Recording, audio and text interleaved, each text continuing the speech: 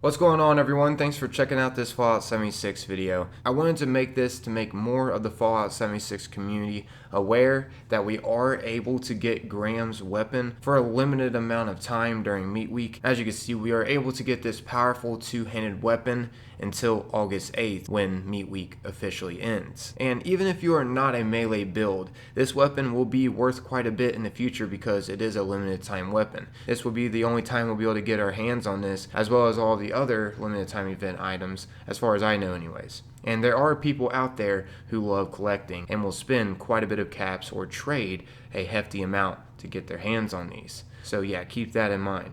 And as you saw in the introduction of the video, I was able to get the damage up to 1,879. Now that is hands down a lot of damage. And here's what I did to get it that high.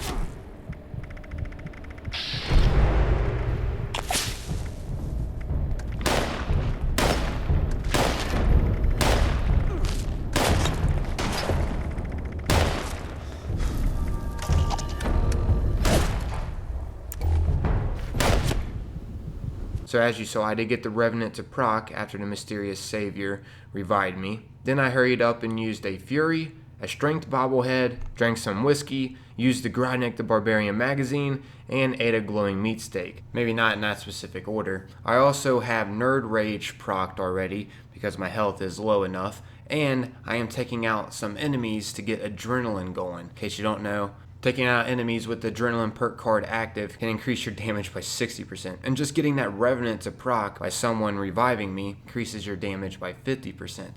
So yeah, I know, I get it. I did have a lot of buffs to get it this high, but that's how Fallout 76 works. It's about strategy and what's available to use for our benefit, according to our setup. But yeah, after I took out a few enemies, I just hurried and rushed toward the Scorch Beast, and as you can see, I took the level 80 Scorch Beast out in 2 hits. As you can see, my first swing actually did 2,791 damage, and that was a fast swing. I could have easily took this out in 1 hit if I would have just snuck attack it, or if I would have chose a power attack instead of a fast swing. As you saw, that's what I chose to do. Also, not to mention, I had Martial Artist perk card selected, which increases your swing speed instead of Incisor. Incisor, in case you don't know, can ignore up to 75% of the enemy's armor, which just helps you deal even more damage. But still, I managed to 2-tap a level 80 Scorch Beast. That's awesome.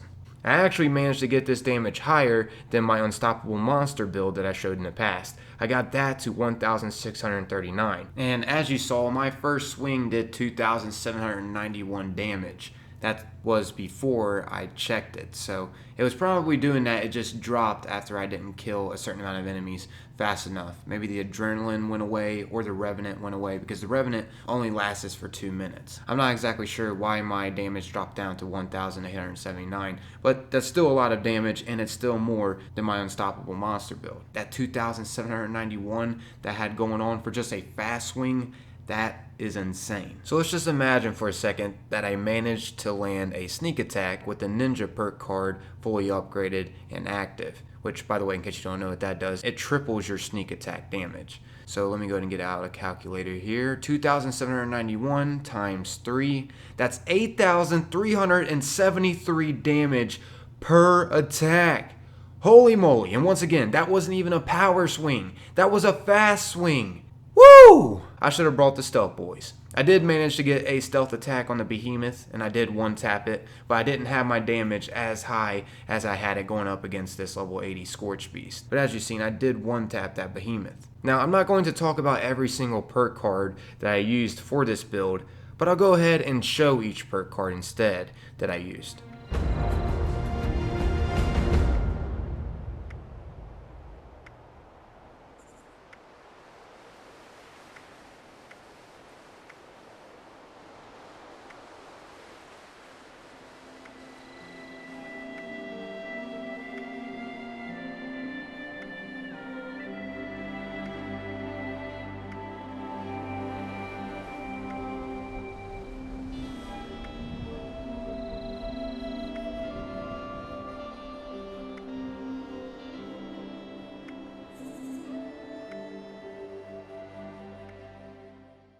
So yeah, if you're wondering what perk cards I use to get my damage that high, just feel free to rewind that and hey, maybe use it for yourself. That is the build that I used in this video.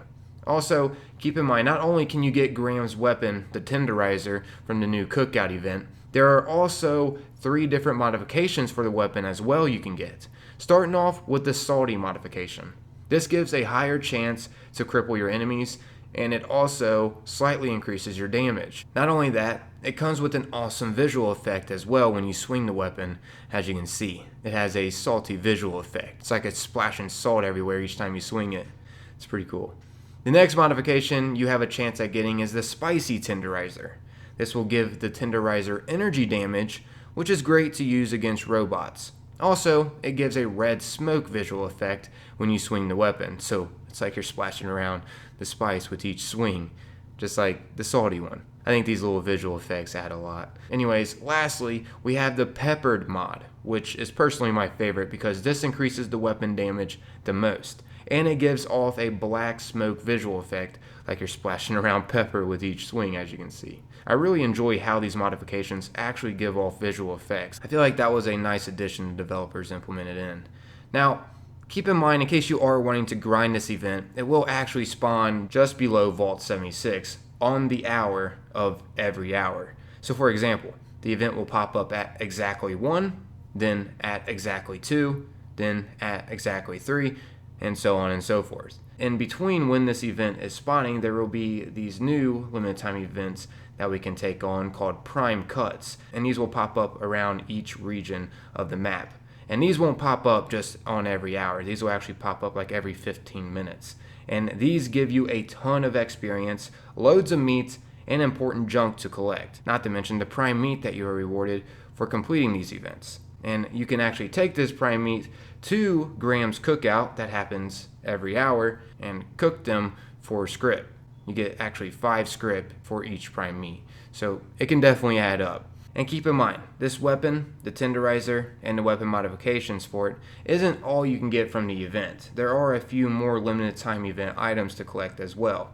All in all, if you don't really want these limited time items, I still highly suggest grinding out the Prime Cuts events for all of the experience to get you ready for the Vault raids coming August 20th.